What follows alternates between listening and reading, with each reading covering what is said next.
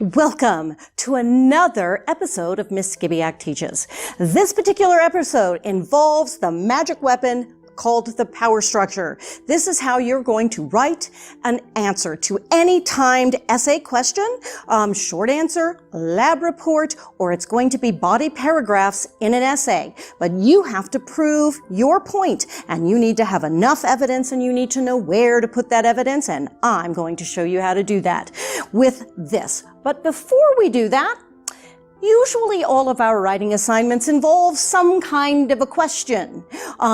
Some things like, do you think that marijuana should be legalized? Do you think young people should drink? Do you think cell phones should be banned in the classroom? All of those kinds of things are arguments. But for ease and all of us to understand, we're going today to answer the question, who is the most irritating person you know? We all have a few. This should be fairly easy. Now, I need to get my brain going and moving. And so I need to do a couple of what is called sort of brainstorm free write kinds of things to get some ideas. One of them is called a free write. This involves 5 minutes of writing. You don't think. No thinking. Stop thinking now. You put the pencil or pen to the paper and you write and you write and you write. You don't care what you see. When the 5 minutes is over, you begin to look at the ideas. Some things repeated, some names show up, some evidence of things that irritate you. Then you can start to do the power structure, which we'll show you in a moment. The other one that I like is actually kind of bubbles. Maybe you've done this. This is more common, but it gives us specific evidence that we can use once we write our paragraph, because it's all about the evidence. The more specific you can be, the better your paper will be. All right, so I'm thinking of a person who's deeply irritating. We'll just call her M. All right, M is so annoying. And the thing that M does, one of the things that she does that annoys me the most, is she refuses help, but is mad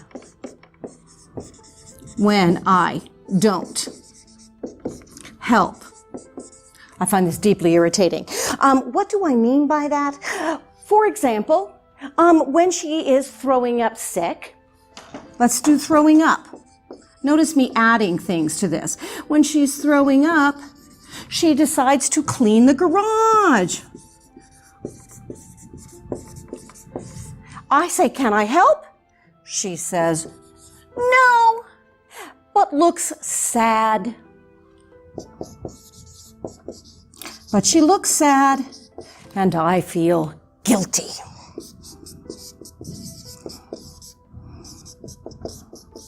And that makes me deeply unhappy. Another thing M does is try to tell me where to drive, and she does not know where and how to drive. Let's do both of those. Where to drive and how to drive. What do I mean by that? All right, suppose we're going to El Paso. I'm using my GPS. No. M says turn left. The GPS says turn right. And she starts yelling that I'm going the wrong way, and I feel anxious. My stomach hurts. These are specific things that you can use to prove why this is particularly annoying. Finally, M refuses to eat, and she needs to eat. So this makes her happy. She refuses to eat, and she is losing too much weight. And she's going to have surgery. Oh, look, I'm running out of board space. I'm going to come down here. Surgery. And she is not ready, and I am worried that she might not recover well. So not recover. There we go.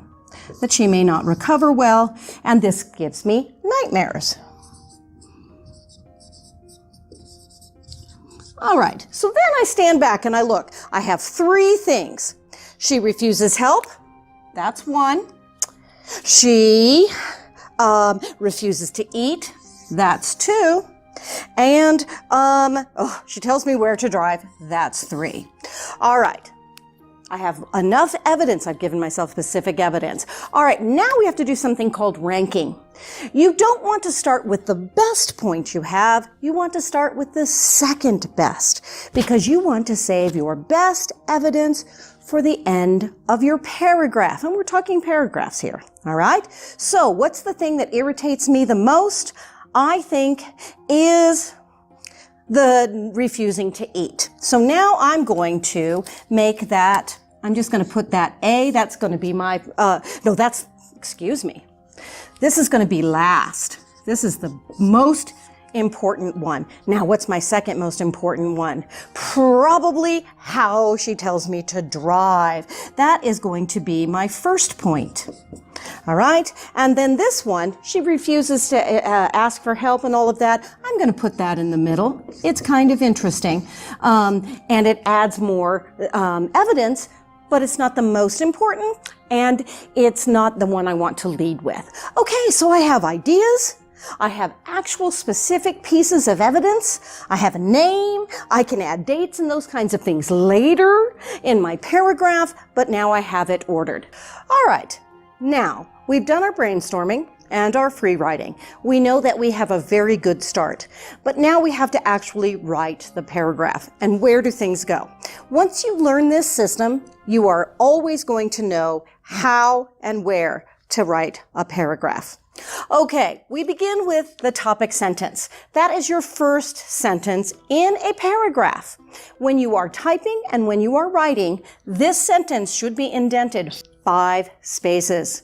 That allows the reader to know that you are starting a new idea. I'm going to talk about how to write a topic sentence, but in this case, we know, I'm going to move this over here for a moment, that we are writing about the most irritating person. So watch me write a topic sentence that sets up everything that's going to happen in the paragraph. So I'm going to indent 5 spaces. And when you were in first grade, they made you put your first 2 fingers there. All right. And I'm going to say M is the most annoying. And I just chose to use a different word for irritating because you can do that. Most annoying person in the world. All right. This sets up, I'm talking about M.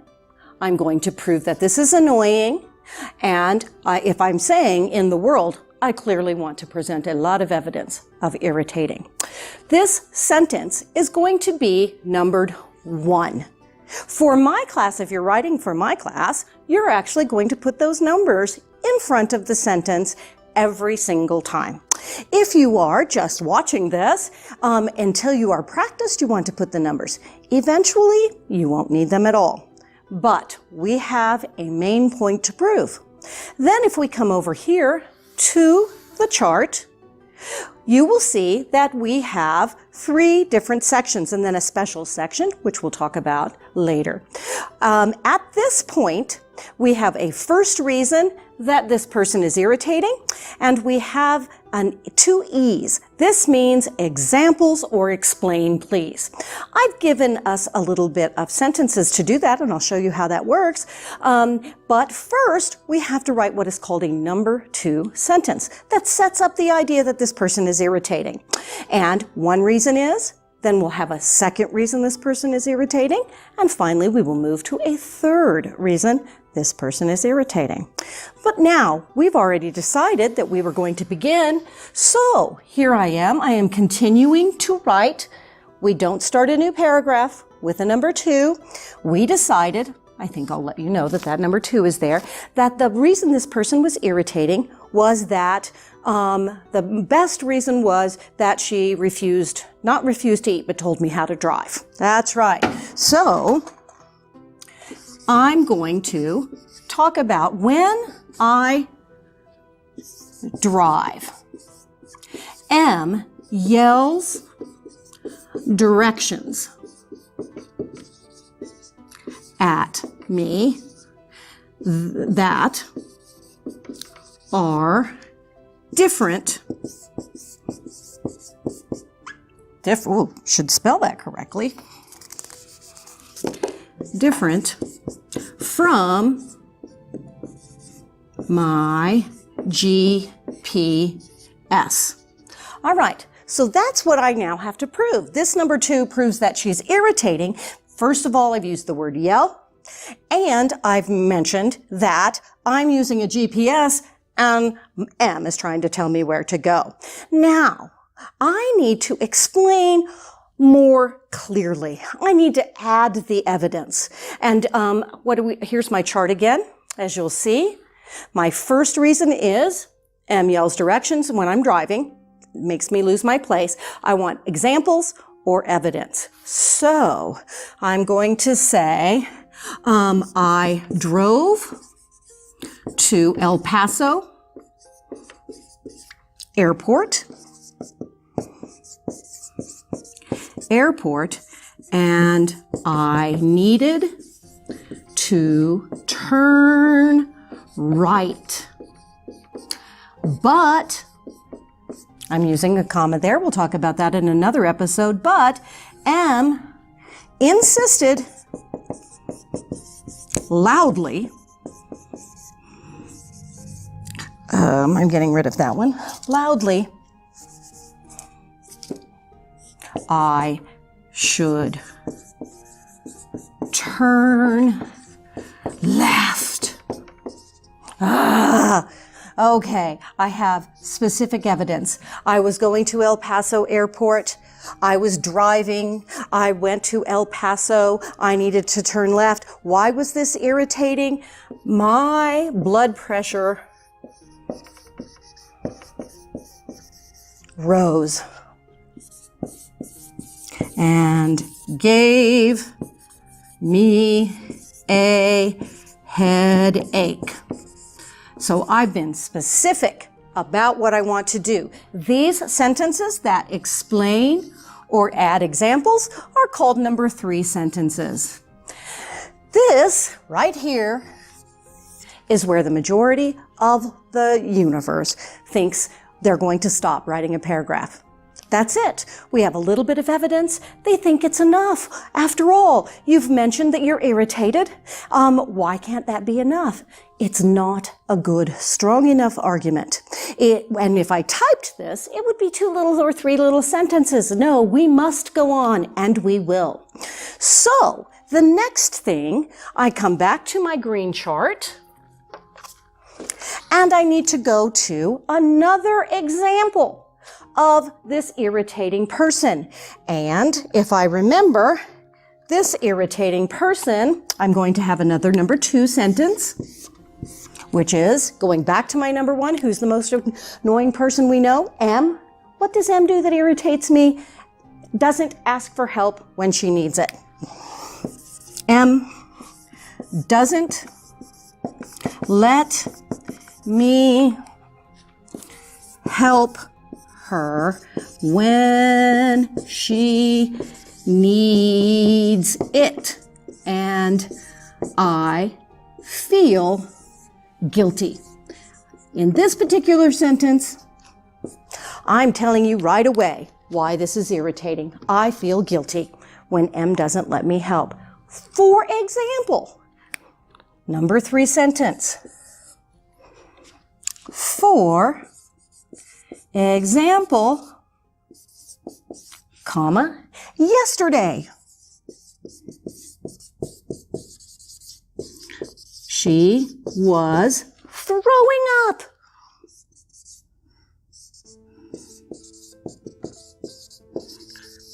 But, okay, now, before we go on, I had to erase my board. This is where the confusion comes in. Please pay absolute attention to this. If I were writing this on a piece of paper, everything that I had written would still be there. It would be in complete sentences. M is the most annoying person in the world.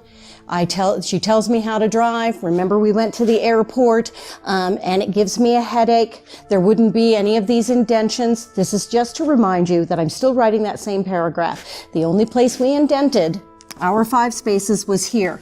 I am just continuing on the piece of paper. All right, and my number 2 was that M refuses to ask for help when she needs it. Number 3, yesterday, comma, she threw up, but decided to scrub the garage floor. All right, the garage floor. Number 3, I tried to help, but she wouldn't let me, comma, so I felt guilty and sad. Now, I have 2 number 3s backing up my number 2. Let's come back to our chart. We have the topic sentence and the indentation. We have 1 reason is she tells me how to drive, and 2 specific examples giving actually where, when, how. I could even tell what she yelled if I had enough time to do that. Then she refuses to ask for help, and I give examples and explanations of that with very specific things like cleaning the garage, and she threw up. I could even say she threw up 4 times, and that would be even better. Now I'm ready to bring this paragraph to a close with the best piece of evidence that would irritate anybody. All right, again, no indentations. My number 2 goes right here. Notice right next to that, and I say a transition word like finally. Finally. I think I will use makes me crazy. Makes me so crazy mad, cray mad, when she refuses to eat to help her prepare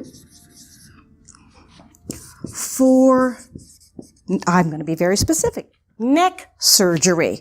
There we go. She needs neck surgery. This is a big deal. All right, so she needs neck surgery, and she refuses to eat, and why? Prepare. I bring pot roast, fried chicken, and enchiladas. That's everything a person needs. Enchiladas. To her house, comma, but she whines. That's a good descriptive verbs. She whines. She is not hungry now. I stay up all night. I stay up all night, worried she will not recover well. I'm even going to add another number 3 because I can do that. This is a number 3. Where is it? This is a 3. She makes, I stay up all night. Whoops. Nope, I have to come all the way over here because I don't want you to think we're going to start a new paragraph. I have an ulcer because of the worry. All right. So we have really specific evidence there. I have 3 really strong reasons. Maybe you're annoyed at M2. If not, you understand at least that I am annoyed. Finally, we are ready to bring this paragraph to a close. So we need a closing sentence. We call it a concluding sentence, a conclusion sentence. It also just follows the paragraph. We don't start a new idea here. Basically, we sort of sum up what we've learned. So I call that one number 4. Concluding sentences are 4. M proves to be a major pain in my neck. Exclamation point.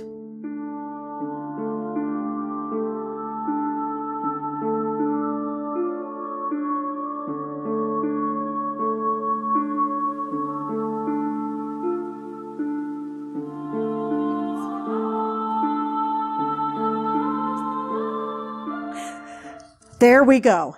This is a power structure paragraph. If you do this, you will find that your writing is logical, it is clearly proven, and the more practice you do it, the easier it will be, especially in a time situation. So that concludes the power structure. Welcome back, Padawans. I need to add a few things about the power structure that are important so that as you continue to get better and to use this, you understand that the power structure is a flexible organizational tool. It is not rigid, which means that you can change it. Basically, once you've figured out that it is for organization and complete information, you can begin to combine what we call number 2s with number 3s if you need to. You also should know that number 3 sentences can be more than 2 or fewer than 2. It's what you need it to be. All right. One of the things when I said number 2 sentences can include the examples, here's one, remember from M. M irritates me when she tells me how to drive. That's a standard number 2, doesn't have any information that is more explanation or adding some examples. I could add an example in there. M irritates me when she yells directions different from my GPS going to the airport. So I've added some specific examples into my number 2, and that is perfectly okay. But I know that I'm going to explain more in a number 3 about going to the airport, what direction she tells me, and I have to explain why that irritates me. Again, it makes my blood pressure rise, and that gives me a headache. So play with this. Feel free, but make sure that you understand that it is for organization and that you have enough information to be convincing. That's why it's a magic weapon. I hope you have a lovely day. Thank you.